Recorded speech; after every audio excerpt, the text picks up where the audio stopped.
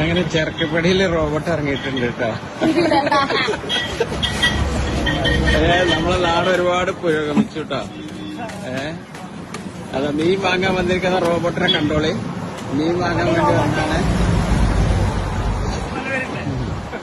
മീൻ വാങ്ങാൻ വേണ്ടി വന്ന റോബോട്ടാണ്.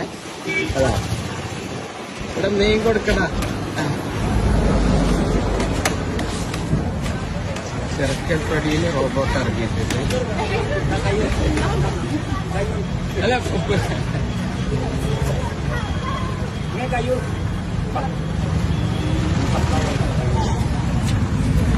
അയ്യോ കൊടുക്കേ, കൈ കൊടുക്കും, ഇങ്ങനെ കൊടുത്തേ, ഇതങ്ങനെ കൊടുക്കും.